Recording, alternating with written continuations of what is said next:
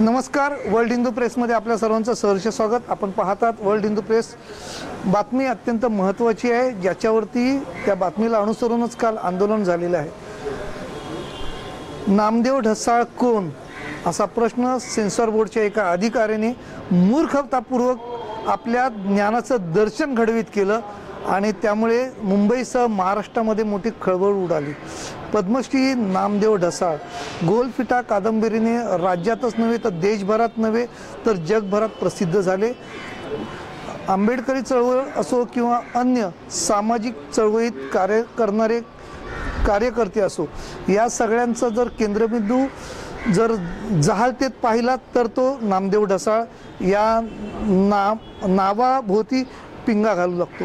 आपल्यासोबत आहेत या चित्रपटाचे निर्देशक, आपण त्यांच्याशी संवाद साधतो। सर नमस्कार, आपलं स्वागत आहे। प्रथमतः जय भीम। प्रथमतः आपलं नाव सांगा आणि नामदेव ढसाळ यांच्या जीवनावरती आधारित आपला जो चित्रपट आहे त्या चित्रपटाला नेमका आक्षेप घेण्यासाठी सेन्सॉर बोर्डाची एवढी निर्लज्जतेचे एवढा मोठा कळस त्यांनी काय घातला? जय भीम, जय शिवराय। मी महेश बनसोडे, फिल्म डायरेक्टर, लेखक आहे। चल हल्ला बोल हा सिनेमा दलित, आदिवासी, मुस्लिम, अल्पसंख्याक, गरीब, शेतकरी, कामगार, महिला यांनी एकत्रित मिळून लोकांचा सिनेमा नावाची चळवळ सुरू केलेली आहे। या चळवळीचा लोकवर्गणीतला हा पहिला सिनेमा आहे। हा 1970-75 सालातील दलित पॅंथर चळवळ, युवा क्रांती दल चळवळ ह्या चळवळीचा बेस असलेला हा सिनेमा आहे। आत्ताच्या तरुणांनी शोध घेतलेला आहे की जेव्हा कायदा, सुव्यवस्था, भांडवलदार, विशिष्ट वर्ग आपल्या पायाखाली तुडवतो तेव्हा पर्याय काय असायला पाहिजे आणि तो पर्याय त्यांना दलित पॅंथर मुवमेंटमध्ये मिळतो, असे हा सिनेमाचं वन लाईन आहे। हा सिनेमा पर्टिक्युलरली नामदेव ढसाळ यांच्या चरित्रावरती नाही आहे किंवा त्यांच्या कवितांवरती नाही आहे, पण हा बेस दलित पॅंथर मुवमेंटचा असल्यामुळे त्याच्यामध्ये नामदेव ढसाळांची कविता अनिवार्य आहे। ही कविता जेव्हा सेन्सॉरसमोर आम्ही हा सिनेमा दिला तेव्हा सेन्सॉर बोर्डाने सिनेमा बघितल्यानंतर त्याच्यामध्ये जे काही कट्स दिलेले आहेत ते पण सुरुवातीला त्याने UA सर्टिफिकेट नाकारलेलं आहे, रिजेक्ट केलेलं आहे आणि A साठी म्हणजे अडल्टसाठी त्यांनी काही कट दिलेले आहे। ते कट असे आहेत की ह्या भारताचं कुलदैवत खंडोबा, त्या खंडोबासाठी होत असलेलं जे जागरणाचा कार्यक्रम असतो, लोकनृत्य असतं, ते लोकनृत्य पूर्ण सिनेमातून काढून टाका, कारण अडल्ट लोक बघू शकणार नाहीत असं त्यांचं म्हणणं आहे। दुसरा, त्यांनी ह्या सिनेमामध्ये मंदिर आहेत, कारण ग्रामीण भागातला हा चित्रपट असल्यामुळे गाव म्हणलं की मंदिराची संस्कृती आली आणि मंदिरामध्ये चांगल्याही गोष्टी घडतात, राजकारण घडतं, वाईटही गोष्टी घडतात, अशा सगळ्या गोष्टी घडणारं मंदिर असतं। ते मंदिराचे सीन सगळे सेन्सॉर बोर्डाने काढायला सांगितले आहेत, कारण हे अडल्टसाठी चालणार नाही आहे। हरामखोर हा शब्द त्यांनी काढायला सांगितलेला आहे, कारण तो अडल्टसाठी चालणार नाही आहे। आणि हरामखोर नावाचा सिनेमाच एक नवाजुद्दीन सिद्दीकीचा सेन्सॉरने पास करून तो रिलीज झालेला आहे।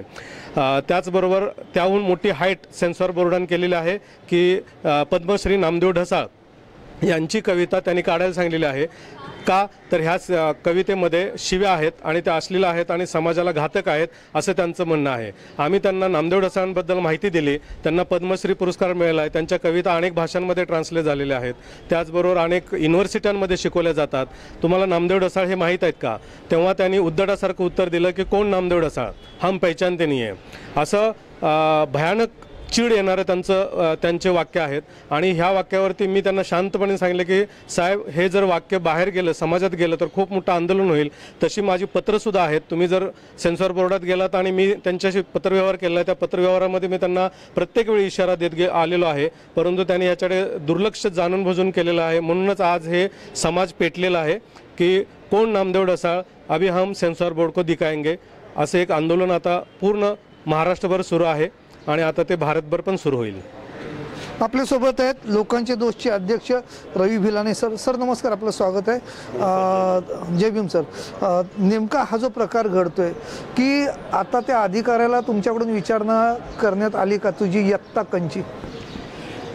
आम्ही महेश बनसोडे, संजय शिंदे आणि अनेक सामाजिक कार्यकर्ते, सुमेध जाधव वगैरे, आम्ही सगळे सेन्सॉर बोर्डमध्ये गेलो. आम्हाला बघितल्यावर तो अधिकारी पळून गेला. एक तर त्यावेळी त्याने आमच्याशी चर्चा करायलाच नकार दिला. आणि मग जेव्हा सरकार चर्चा करणार नसेल, मग आम्हाला रस्त्याचा अनुभव तर आहेच, रस्त्यावर उभंच राहणार आम्ही. आणि त्या पद्धतीने कालही आम्ही दादरला मोठं आंदोलन केलेलं आहे. आणि आम्हीच नाही, मुंबई महाराष्ट्रात जे सगळे आमचे समविचारी लोक आहेत ते आपापल्या पद्धतीने हे आंदोलन जोरदार करत आहेत. आमची एकच मागणी आहे, आता सेन्सॉरचे नियम बदला, अधिकाऱ्यांनी माफी मागा वगैरे छोट्या गोष्टी आहेत. आमचं म्हणणं आहे सेन्सॉर बोर्डच बरखास्त झालं पाहिजे, कारण या देशात सेन्सॉर बोर्डची गरज नाही. जगातल्या अनेक भागातून सेन्सॉर बोर्ड नावाचा प्रकार हद्दपार झालेला आहे.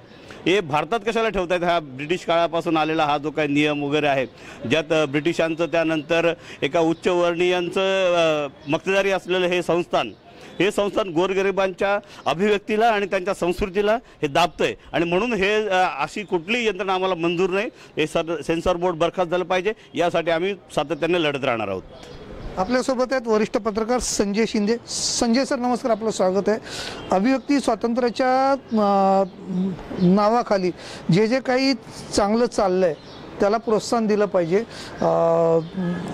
ढसा साहेबांनी त्यांच्या परीने प्रस्थापित समाजाविरुद्ध एक वेगळ्या तऱ्हेचं आंदोलन त्यांच्या कवितेतून निर्माण केलं. एक काय आपण त्याला म्हणतो की विद्रोही कवीच्या रूपाने ते नावारूपास आले आणि गोलपीठामुळे ते जगभरात पोचले. तर अशा कवीचा सन्मान राखणं गरजेचं असतानाही तो राखला जात नाही. आपली पुढची प्रतिक्रिया काय राहील? एकतर संविधानाने आपल्याला अभिव्यक्ती स्वातंत्र्य दिलेलं आहे. त्या अभिव्यक्ती स्वातंत्र्याची गळचेपी हे सेन्सॉर बोर्ड करते. आणि नामदेव ढसाळांसारखा एक महाकवी ह्या राज्याला, ह्या देशाला भेटला आणि त्यांचा अवमान करण्याची हिंमत या सरकारच्या सेन्सॉर बोर्डनी केलेली आहे. याचा करावा तेवढा निषेध कमी आहे. अभिव्यक्ती स्वातंत्र्य जर आम्हाला संविधानाने दिले आणि आम्ही त्या अभिव्यक्ती आमचं जे म्हणणं आहे ते सिनेमाद्वारे आम्ही मांडतोय, असे अनेक चित्रपट अडवून ठेवलेले आहेत सेन्सॉर बोर्डने गेल्या अनेक वर्षांमध्ये. म्हणजे मोठे मोठे डायरेक्टरसुद्धा त्याच्या कचाट्यामध्ये आलेले आहेत. महेश बनसोडेंना पण त्यांनी त्या कचाट्यात अडकवलेलं आहे. पण त्यांनी नामदेव ढसाळ ह्या विद्रोही जहाल व्यक्तीवर जे वक्तव्य केले त्याच्यामुळे सेन्सॉर बोर्डला आग लागलेली आहे. आणि आता आमचं म्हणणं तेच आहे की आग लागली तर ह्या जळून खाक होऊ द्या. सेन्सॉर बोर्डची ह्या देशाला गरज नाही. विद्रोह जो आहे, जे तळागाळातलं जे म्हणणं आहे ते सिनेमाद्वारे ह्या जगासमोर यायलाच पाहिजे. आपल्यासोबत आणखी एक पत्रकार सलीम खतीब सर, नमस्कार, आपलं स्वागत आहे. नेमकं तुम्हाला काय वाटतं, चित्रपट प्रदर्शित होण्यासाठी जो अडथळा निर्माण होतोय त्याला रोखण्यासाठी एक सर्वसामान्य म्हणून तुमची प्रतिक्रिया काय असेल? ज्या पद्धतीने आता आपण ऐकलं की माझ्या वरिष्ठांनी जे सांगितलेलं आहे त्या मताने मी सहमत आहे. आणि सेन्सरची गरज नाही, खरोखर गरज नाही. आणि जर काही सेन्सॉर बोर्डच्या अधिकाऱ्यांनी सांगितलं की नामदेव ढसाळ हे कोण, तर त्याचा तर प्रथम मी निषेध करतो. आणि त्याला जर माहीत नाही तर त्यांनी हे पिक्चरच नव्हे तर त्यांच्याबद्दल जे काय कविता त्यांनी लिहिलेले आणि त्यांच्याबद्दल जे इतिहास आहे ते वाचावा, ऑटोमॅटिक त्यांना कळणार. 2 शब्द माझे संपवतो.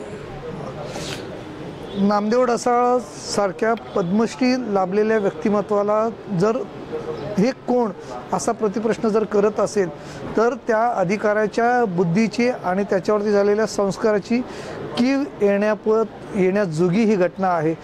दलित चळवळच नव्हे तर महाराष्ट्रातील पुरोगामी चळवळीतील तरुणही या सेन्सॉर बोर्डाच्या विरोधात ठामपणे उभे आहेत. हल्लाबोल चित्रपट प्रदर्शित होते, पण त्या पूर्वीच सरकार अधिवेशनाच्या तोंडावर स्वतःवरती हल्लाबोल करून घेत आहे. ही महाराष्ट्रासाठी नामुष्कीची गोष्ट आहे. असं घडायला नको होतं, परंतु ते घडलं. पाहू पुढे ही चळवळ कोर्टपर्यंत जाते ते. वर्ल्ड हिंदू प्रेस करता मुंबई येथून दिनेश मराठे आणि प्रियांका सिंग, मुंबई. धन्यवाद.